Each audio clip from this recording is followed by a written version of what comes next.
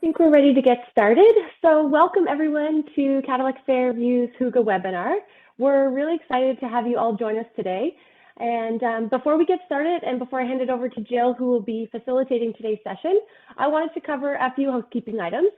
So this webinar is a part of Cadillac Fairview's Occupant Engagement Program. The program itself has been in place for over 10 years and really strives to engage tenants and occupants of different Cadillac Fairview properties in healthy and sustainable initiatives. So this webinar is just one of those many initiatives offered every year. And if you're curious to learn more about the program, feel free to email your property contact with Cadillac Fairview, or you can respond to the courtney.laurie@cadillacfairview.com email address. So throughout today's session, Jill may ask the audience some questions or look for your feedback, and you can participate by contributing in the chat. That chat box can be found by clicking on the small dialog box or the little speech bubble icon on your screen. There will be time at the end of the session for you to ask any questions you have as well, so feel free to enter those into the chat as we go. And today we will be giving away a special prize, so we'll be announcing the winner of the giveaway at the end of the session. If you're the lucky attendee, then please just respond to courtney.laurie@cadillacfairview.com with your preferred shipping address, and I'll coordinate that prize with you. We will be recording today's session and sharing it after, along with some resources and the presentation slides and a quick survey. So we ask that you take a few minutes to fill out the survey and provide your feedback about the session, as well as any requests you may have for future programming as part of the Occupant Engagement Program. So without further ado, I'll hand it over to Jill to get started. Great, thank you, Courtney, and welcome everybody. Really excited to be invited to this. I'd love to thank Premier Environmental for reaching out to me and Cadillac Fairview. Really looking forward to the session. I'm very passionate about Hygge and what Hygge is and how we can bring it into our lives, particularly during this winter season. I'm happily sitting by a window. There's a really nice snowfall, and I particularly love getting cozy in the winter time. So this is a perfect topic. Our lineup for this afternoon, we're going to cover off some of the real basics. Hygge in of itself, there's a lot of different areas and components that you could delve deep into. The idea for today is to really address some basic topics and give you really an introduction to what Hygge is, its benefits, how you can start creating a little bit of that cozy environment at home, some ideas how to get through the winter with Hygge, Hygge at work, and then just a note on some ideas around Hygge and ethical and sustainable ways of bringing Hygge into your lives. Just a quick introduction for myself. I'm Jill Cantor, and again, very passionate about self-care and well-being. I come by it just through the lifestyle that I've had growing up. I'm not Scandinavian, but living here in Manitoba, I certainly live in one of the coldest provinces and fully understand what a Scandinavian winter could feel like. They call Winnipeg Winter Pig for a reason, and certainly have to learn how to adapt to the winters and get through them. Professionally speaking, I'm Director of Learning and Development with a company called David Appling Group Recruitment. I'm doing all their training and development, but part of that function is I do run our wellness program and really focus on how we bring mental health into the workplace. I'm also the founder of Hygge Canada, and from that we offer events and retreats around Hygge topics. Also the co-founder of Hygge in a Box. We are a lifestyle and wellness subscription box and gift box that we also have a big focus in that corporate sector. And then also the founder of the Urban Homestead, which is something that I started a number of years ago, teaching classes around living the slow food movement, but also creating a bit of an urban environment at home with gardening and composting and really bringing sustainability into one's lives. But really at the end of the day, I just love to teach people how to slow down, simplify, and take some time out for our overall wellness. I came across the concept of Hygge many years ago. From a personal perspective, I suffered a traumatic loss exactly about 10 years ago, which I had lost my second daughter. And through that, one of the ways that I really had to find ways to get through that darkness was to find moments for myself, getting in touch with nature, getting in touch with gardening, getting grounded, finding ways to bring calm and peace into my own life. And really, when I came across Hygge, it really resonated. And so I'm very passionate about bringing this to others and teaching others on how they can celebrate the sweet life. First of all, a lot of people ask the question, well, how on earth do you even pronounce Hygge? A lot of people say, is it Hygge or Hygge? But really, it's considered to be very simple. It's Hygge. So Hygge is truly the proper way to say it. It is a direct translation in Danish for the word coziness, although the English word doesn't necessarily have the same a direct translation to it. Coziness would be the best way. Hominess. It is connected to the English word hug. So you can see Hygge as a feeling and a mood or contentment and overall togetherness.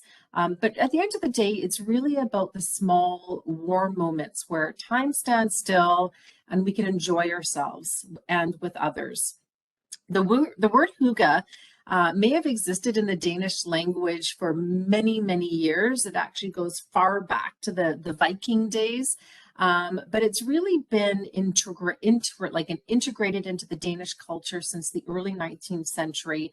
And that's when it first appeared in writing. And it can be an adjective, it can be a noun, it could be a verb. You can have Hygge, you could do Hygge. So there's lots of different ways that it gets woven into one's life. But at the end of the day, it's really that feeling of comfort, which occurs truly naturally in our lives. It's the feeling you get when you're with friends, you're with family, you're enjoying a home-cooked meal, you're settling down with a good book. And it also is something that doesn't have to cost a cent.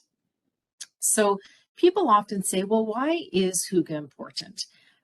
Really, when we think about that Scandinavian lifestyle, the Scandinavian winters are long, they're dark, and they're cold. And that idea of bringing those Hygge elements really helps them to look at a way to work on their overall sense of well-being from that emotional perspective, that physical perspective, that social perspective. And despite the longest, darkest winters that we see in Scandinavia, many of the countries in Scandinavia, including Denmark, are consistently ranked as some of the happiest countries in the world, despite the frigid Nordic winters, and on top of that, very high taxes. So when you're looking at the different elements to that, there are emotional benefits. Even if it just goes right down to a clean, cozy Hygge decor, in of itself helps to create a sense of calm and peace in the living space.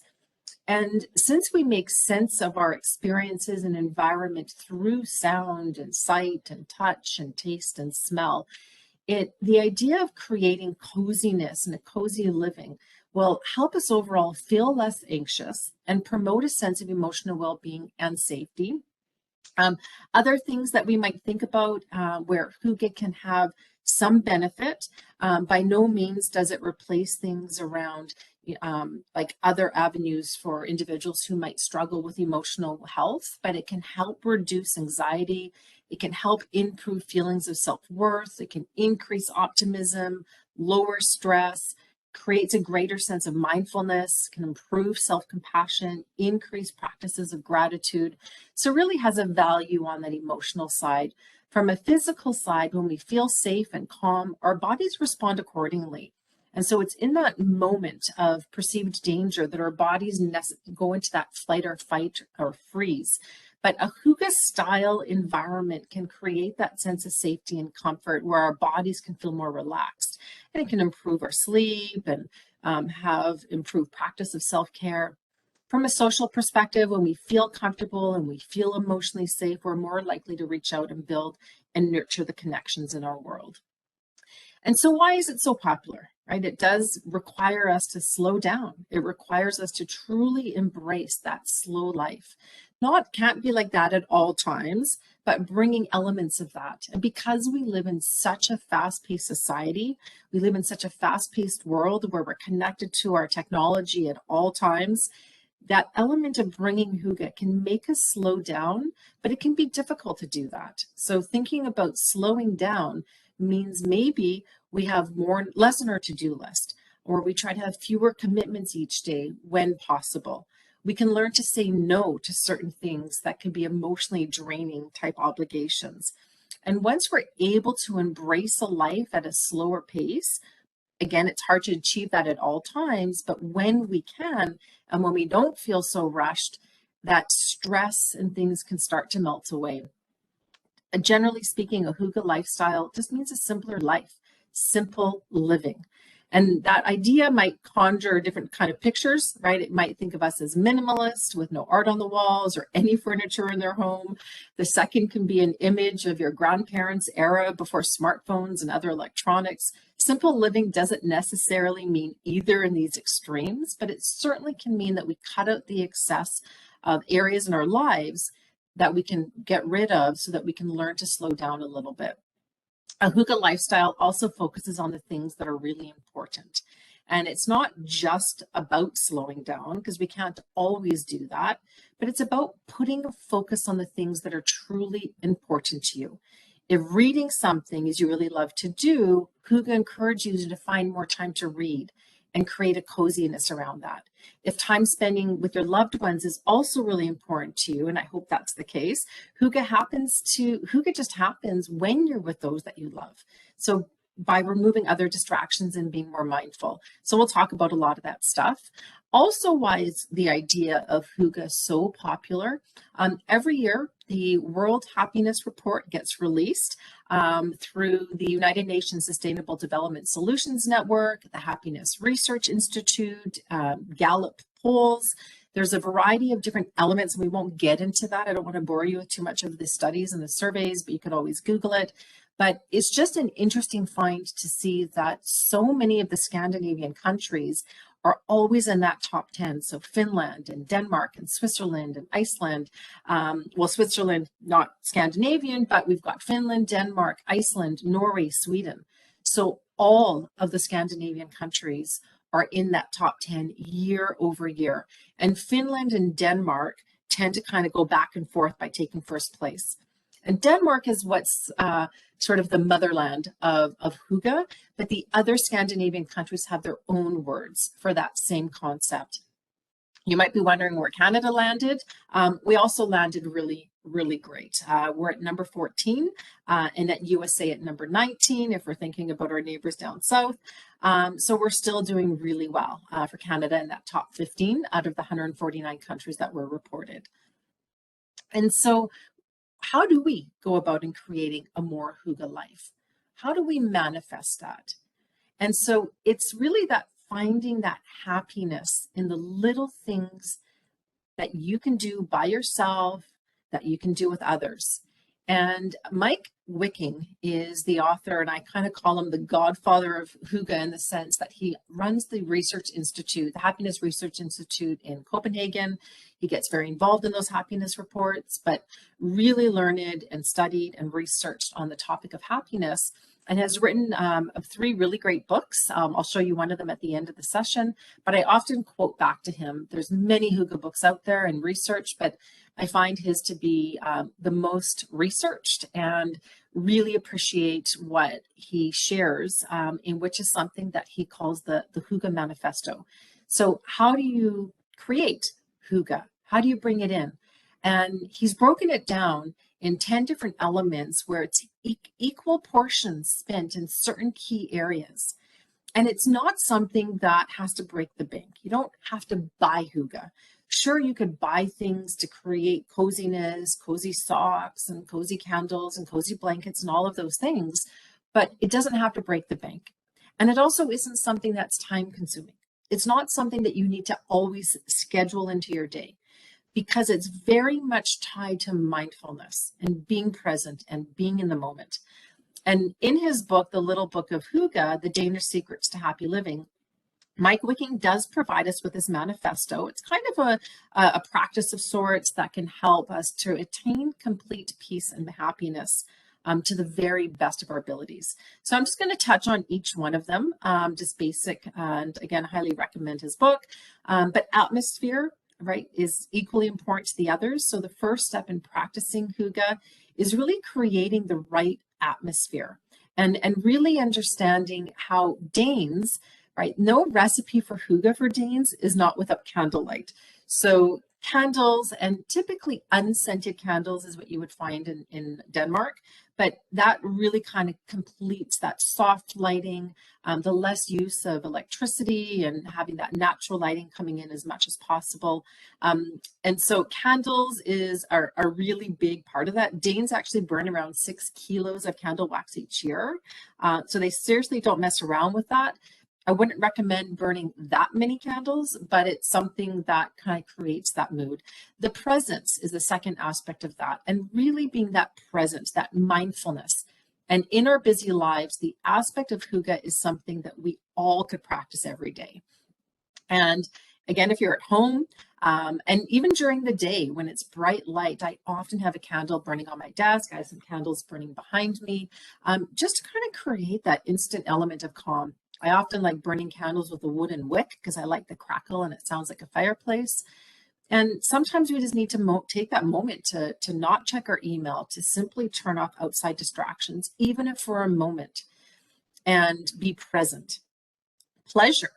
If you haven't been sold on Hygge yet, this is one that maybe will get you. From a culinary perspective, Hygge is all about giving yourself a break from the demands of healthy living. So healthy living is great, but they also treat themselves. Scandinavians are crazy about their candies and their Scandinavian treats and their licorice, and also Danish pastries. So when you think about a Danish pastry, well, that comes from Denmark. And also it's about really taking the time to savor. So bake something and savor it.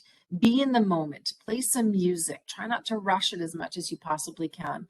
I know that we're all busy at times running children to different programs and things in the evening, but even finding, even if it's one day on the weekend where you can slow down and enjoy a cup of coffee, popcorn, a healthy stew, something that feels cozy. Equality, the fourth element of Hygge is equality. And it isn't equality in the typical sense, but rather equality in the sense of you sharing the experience with someone that you care about.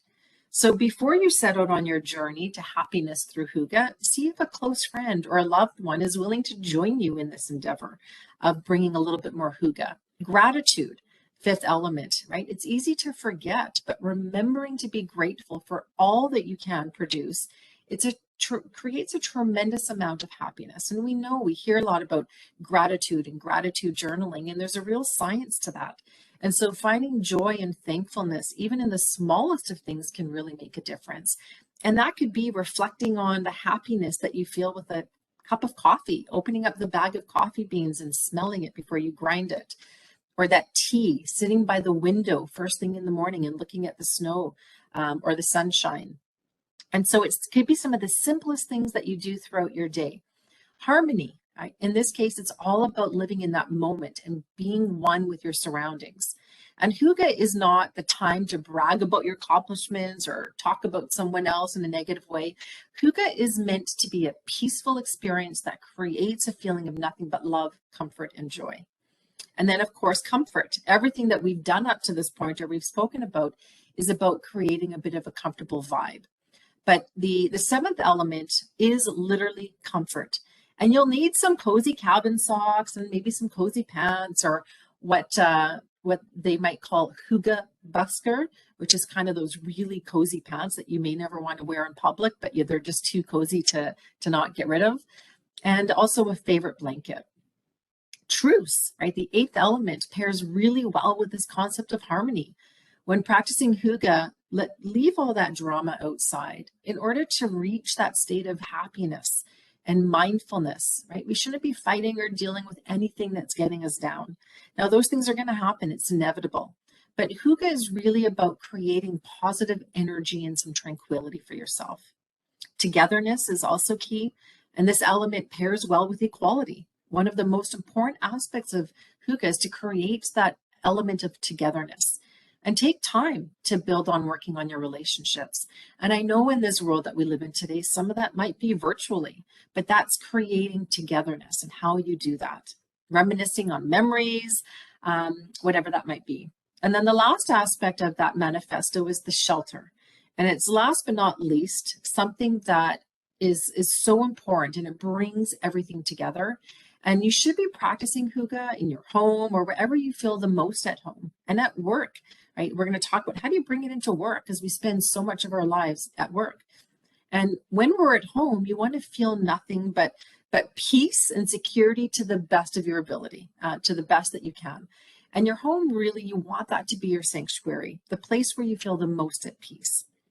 And so when you combine all of these elements together, we're truly bringing in elements of that Danish way of life. And so some of the things that we're going to look at is creating a Hygge atmosphere, Hygge in the winter, and then Hygge at work. And so I'd love to ask all of you if you would be interested in kind of thinking of some ideas. If you were to think of like one word, what are some of the things that you could do to create a home that just oozes Hygge? So I'd love for you to take a moment and throw some ideas in chat, and I'd just love to see what comes up for you. What could ooze Hygge? Natural light, no clutter, wood, yes. I have lots of wood in my house, declutter. Plants, weighted blanket, yes, I love my weighted blanket too. Sometimes I find it hard to toss and turn at night, which is probably a good thing. Plants, textures, big time, candles, nice calming bath, art, books. Okay, awesome. Colors, yes, definitely calm colors or colors that just make you happy. No clutter. Okay, excellent. Pictures of nature. You can see some behind me. I've got some pictures of nature, books, electronic free zone, cozy blankets. Awesome. You guys are, you're well along the way. So let's talk about some of that. And it's a big topic. And so there are many ways that you can bring coziness into your home that goes beyond decor. But I wanted to just talk a little bit about bringing some of those elements while you're thinking about your own environment. So when looking at the layout out of your rooms, you also want to think small, right? To create little cozy zones in your rooms with a couple of chairs, maybe for an intimate chat, for example, or for bookworms, create a cozy little nook, which is also called a Hygge krog, which is kind of a little cozy corner, preferably with maybe a window seat if you're so lucky to have one. I'd like to build one day, maybe looking out on the garden, or if you're in an apartment, looking out kind of at the world outside. And bring in some nature, pile on cushions and throws to add for comfort. So I love the image here of this little cozy nook here. It looks like it's in a kitchen. This is not mine, but you know, some crazy seating and crazy cozy seating, and some natural light coming in. Hygge is really about employing the little, enjoying and employing more of those aspects of bringing in pleasures in life. So you also don't want to overdo it. It's to create calm and serenity, and it's a place where you can be peaceful and free of clutter. And having a big clear out, right? Donate unwanted things to a charity and make room for the things that you really love, and take pride of the place. And I do a spring clean. I think every month I'm almost going through and donating things to some areas, you know, things that are gently used. And you could see how treasured things that you have will boost your mood when you get rid of the clutter and you just have the stuff that brings you joy. Grouping your items in clusters. Like I love this little image here of the candles on a tray. It looks like there's a little dish behind there. And really kind of, you know, bringing them in little clusters to kind of create sort of little areas that you like, that that overall little grouping. And it could be a cluster of plants. It could be a cluster of photos. It could be a cluster of pillows. It could be certain things. The way you hang your photos could be a cluster. Soft textures, comforting materials. So you think of the soft cushions here. Classically related to Danish and Scandinavian culture or the sheepskin rugs. I have a fake one. Actually, it's a big one that my dog sits on, which is cozy for her. But something that just kind of is soft and woolen and cashmere. And again, it doesn't have to be expensive. You can find this stuff at so many places, HomeSense, IKEA. You really don't have to break the bank for these kind of things. Colors, right? Soft colors, contemporary, blonde wood, soft, cozy color palettes, making room for lots of natural light as well is really important to bring in color and harmonious shades. However, bright yellow is also connected to hygge as well, which is something I like to bring in those elements into my backyard, and as well little pops of that in the summertime. I bring those things out. And then just things like scattered tea lights and candles really help shape that hygge immensely. Danes really, as I mentioned before, embrace candles, and similarly, things like twinkling fairy lights, soft lamps. I have a couple of salt lamps scattered throughout my house as well, and I saw somebody posted that up. So just little areas, right? How can you dim the lights and try to alleviate some of that stuff? Bringing nature indoors is so key. So plants and wooden elements, pine cones. I like to collect driftwood, sea glass, but plants is the #1 way to do that. And so again, you see some plants here. So lots of different things that you could be thinking about for that. Also, really, at the end of the day, it's just when you're at home, right? Learning to slow down and breathe and strive for just right. You don't have to strive for perfection, because that's not very hygge. If you're stressed about how do I create coziness, just strive for this feels right, but it doesn't have to be perfect. Other elements about how do we get through the winter months?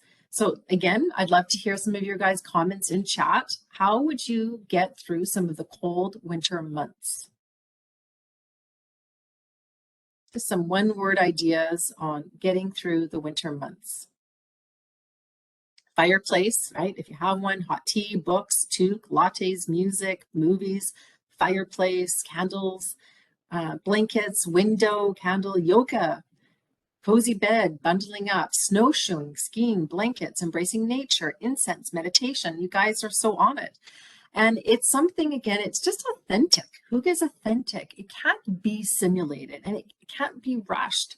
But a way to lead hygge on is to ensure that it's settling in place is by thinking about some of those classic icons, the candles, the socks, the lattes, the fireplaces, but it goes beyond that, and it goes beyond the home decor. It really goes into getting outside and being in nature. And for some, winter is the most glorious time of year. However, it's not how all Canadians see winter. Some Canadians see it as wet shoes, gray skies, cold noses, but it's winter here in Canada, and our winters can be tough. And if you're feeling like your mood drops in these temperatures, you're not the only one. There is that winter blues. And how do we kick the winter blues? And while Jack Frost brings some people cheerful thoughts of hot cocoa and winter sports, he does tend to sprinkle on those winter blues as well during this time of year. So it's thinking about how do we embrace winter? How do we get outside? Right? How do we enjoy the pretty snow and the figure eights on the skating rinks and following it by a hot mulled wine or cocoa or something like with marshmallows, right? So how do we do that? And there's just different ways. And again, how do we get through the chilly days, gray skies, dry skin, being cooped up indoors? Those are just some of the reasons why we do complain about the winter months, but from the perspective, right? We want to set that whole mood, the crackling fire. And if you don't have a fireplace, the crackling candles, warm knit socks, furry blankets, tea kettle on the stove, fresh baked pastries, plenty of friends and family time and things to share with, and time on our own. And so that does sound pretty nice. And essentially, hygge, again, at that point, it's really that mindset. And you hear someone wrote a book on a year of living Danishly or something to that degree on there's no such thing as bad weather, just bad clothing. And so when we think about that, we want to think about, you know, Icelandic sweaters and thermal socks and warm toques and snow pants. I have my snow pants that just hang up by my back door. But we really want to get outside. We want to invest in that right fashion so that we can stay warm. We want to plan cozy nights with ourselves, with loved ones, whether it's time in the bath, time in front of a movie. Other things that Scandinavians love to do in the winter, and if you're in a location that allows you to do that, but hot and cold cycling. As far as I know that, I think there's somewhere north Toronto. My brother lives in Gwillimbury area, and he said somewhere near him there's an outdoor Scandinavian place where you can go hot tub and saunas, and then the cold and then the hot, right? If someone has the ability to do that. Blue Mountain, someone said, absolutely. Whether you've got a sauna in your home and you're daring enough to jump in the snow and jump in the sauna or a hot shower, but that is something that's classically seen in Scandinavia. And also thinking about don't replacing things, repair, learn a new hobby, bring in that sustainability element to it. Find things you can do using as much natural light as possible, keep the blinds open, drink lots of hot drinks and sample different ones, exercise more often. And often in the winter, it's when we least want to exercise, but this is the time to increase the exercise. Give to those who are in need, right? Donating and bringing things to those in need. There's lots of drives for like coats for kids and, bringing stuff to allow others to also enjoy a little bit more happiness in their winters. And embracing the slow food movement, right? Bone broths and soup broths and fermenting is great, and kombucha and soups and all sorts of things that you can do. So really finding ways to embrace.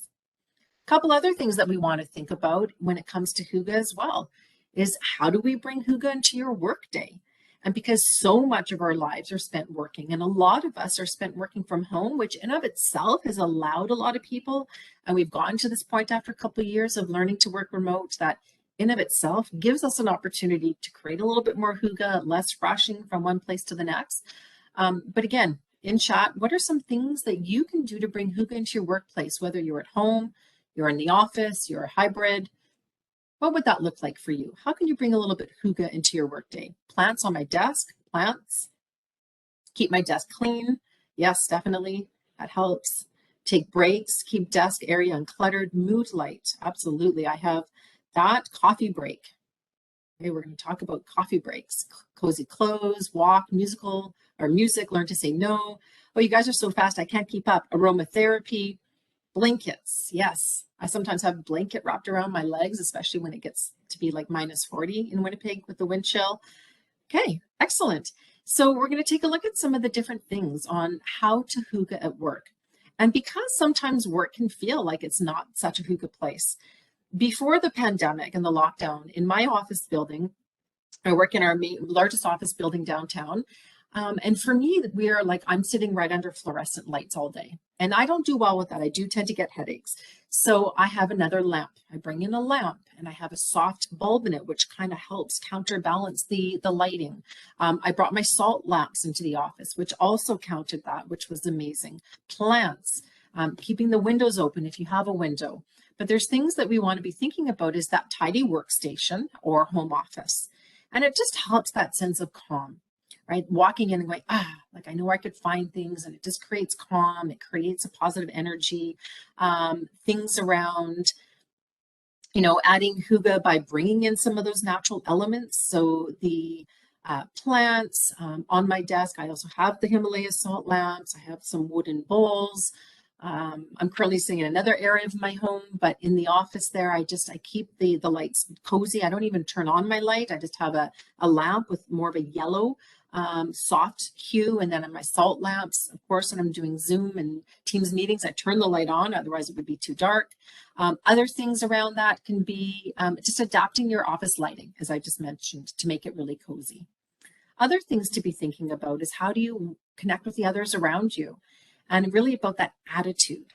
Someone said chair yoga, definitely, but mastering the art of fika. This is more of a Swedish concept, but fika is really treating yourself to that daily dose of tea or coffee breaks and restorative breaks, rather than just sipping at it on the go or at your desk the whole time. The Swedes call this time to sit, ponder, and refuel fika. And that's something that I think that a lot of us can get on board with, is really figure out, how do I take a fika break? In Sweden, they also have a lot of pastries that go along with it, but really doing that. And also encouraging a sustainable workplace, whether it's at home, right? Making sure, again, continue the recycling efforts, continue, again, I keep the overhead light off. I try to reduce the electricity. I don't have the lights on in my home. I just use natural light. And so when that's possible for people, I'm still thinking about eating really healthy, and actually I can eat healthier when I'm working from home. But if I'm in the office, right, we have a composting program when we were all together at work. We have composting and recycling and sharing in sometimes potlucks, and just doing things to encourage a sustainable workplace, because that also feels really good. And then the other thing is just practicing mindfulness at work. Take those breaks to breathe and to move, whether it's to stretch, put on a quick app, 10-minute mindfulness break, Headspace on your phone or Headspace on Netflix, things that you can do to take a quick break. Other things that I wanted to point out is for the company that I work for, the David Appling Group. As I mentioned, I run our wellness program, and through that, we do things all the time to try and encourage wellness amongst our team. And because we're all working remotely, we're thinking of what are some of the things that we can do.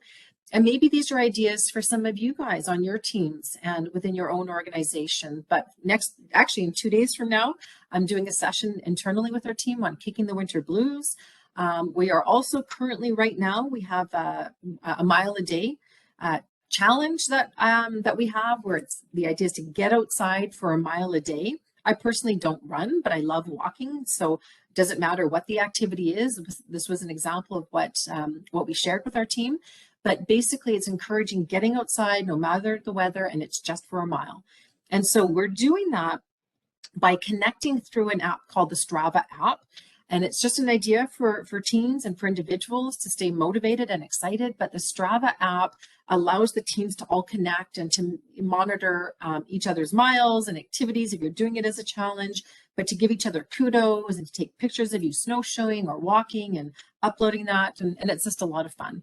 Other things that we do every month are other topics like kicking the winter blues, mindfulness, mental health awareness. We did a sleep one. We did an anxiety and stress reduction one. But every month we're delivering other concepts. We have book clubs in our organization. And so we can choose different books, and then we get together as a group and discuss the book clubs. So lots of ways that you can also bring really great mood enhancing and things that you can do in the winter and throughout with your teams, which are great ideas. Other things to think about is how to hygge ethically and sustainably. This is also a big concept, and with that core concept of hygge really can help steer us away from consumerism. So again, it doesn't have to break the bank. And we don't have to have tons of material things or huge adventures. We don't have to fly off to Copenhagen or another destination to find hygge.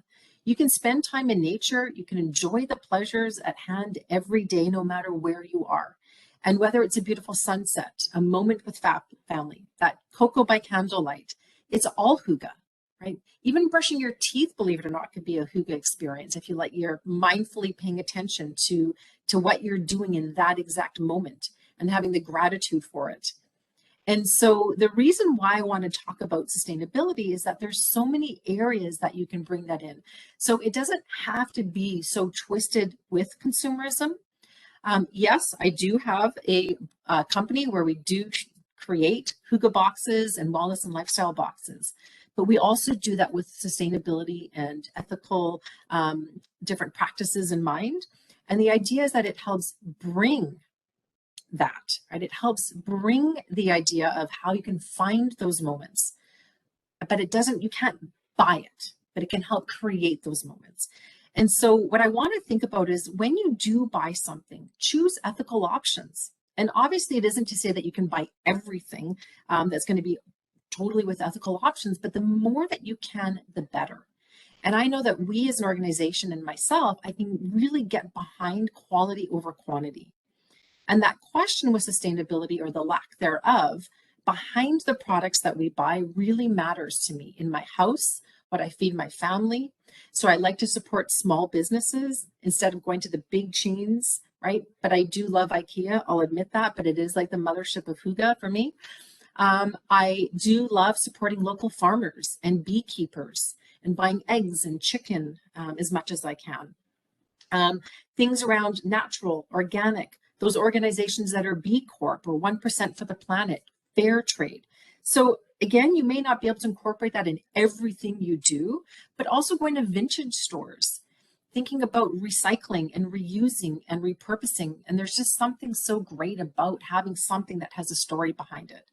And also food, right? Food and drinks do play a central role. So comforting recipes are important, but thinking also in the season. So in the wintertime, you might cut down on meats and choose seasonal products like apples, butternut squash, carrots, cauliflower, kale, leek, onions, parsnips. You might be thinking about stews and soups and things like that. And also from a warmth perspective, a warm home is ideal for hygge, but keeping the heating on is also expensive and not the best for the environment. So what can you do, right? So think about warm blankets, warm socks. There's lots of things that you could be thinking about. If you have a fireplace, using your fireplace. You could be thinking about things around other things in your home in the summer, gardening, composting, beekeeping, if that works, going to the farmers markets, buying local. So many ideas. I encourage you to Google. Overall, at the end of the day, just to summarize everything, hygge can manifest in many ways, and it really does mean something to everybody. It could mean listening to the rain hit the window while you're out inside, curled up on the sofa drinking your tea. It could be the simple act of lighting a candle. It could be sitting in a country pub by the fire with some friends. There is no right or wrong. In the end, hygge is about how you feel. So everyone will experience it in their own ways, right? And again, it could just be a cozy night alone, but it could also be asking for help when life gets us down. Just to share some of my favorite reads, and you guys are going to get a PDF of this after, right? Some of my favorite reads, and I have so many. I have lots of books on hygge and forest bathing and all sorts of things. Luca, which is The Art of Happiness. But hygge, this book here, The Cozy Life, is actually a book that our business has endorsed, which is exciting. So if you bought it now, it would have our endorsement. The Nordic Guide to Living, actually, I have it right here because I'm also using this for my session with my company this week. So lots of books out there. And what you are going to receive as well is a 30-day winter challenge that you can challenge yourself and find something new to do each day. You'll receive that as a PDF. And so now let's wrap up with the giveaway. So I'll turn it over to you, Courtney. Thanks, Jill. That was awesome. I loved everyone's ideas. It really sparked some brainstorming for me and some things I need to incorporate. But we wanted to announce the giveaway time. And this winner was actually just chosen at random through the participant list through a random generation. And it is Sheila Tracy. So Sheila, if you could reach out to me via email, I'll be sending out the email after the session with the survey and the recordings. So feel free just to respond to that and I can coordinate shipping your box out to you. But I'll let you wrap everything up. Thanks, Jill. I just love to ask with a few minutes left here. I know somebody had asked, if I'm going to share, so you'll get the slide deck, the PDF here, but also by all means, please feel free to reach out. My email address is here. My Instagram is here. I've actually got 2 Instagrams, but for simplicity, I put one there. And then my email and our website. But I just wanted to give the last few minutes here if there's any questions that anybody had, whether you're comfortable coming on live or in chat.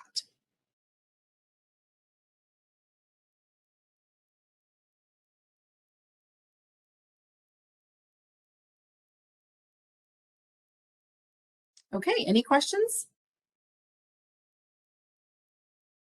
Oh, someone's clapping. So I'm not sure if they're clapping or they're raising their hand, but if there's no questions, I'll wrap it up here. Again, I really hope that you all learned something new today.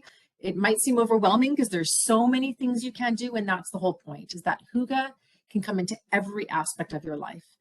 When you're driving your car, right, you can just have that mindful moment. Obviously, you want to be careful, but I listen to an audiobook. And I find that gives me that moment. So I don't get angry in traffic anymore. In fact, I want traffic sometimes so I could listen to the book longer. So there's just, again, in every single aspect of your life, there's ways you can tie in hygge. And it doesn't have to cost anything. It doesn't need to add more time to your lives. In terms of what you do each day, it's not a to-do list item. It's just finding the small ways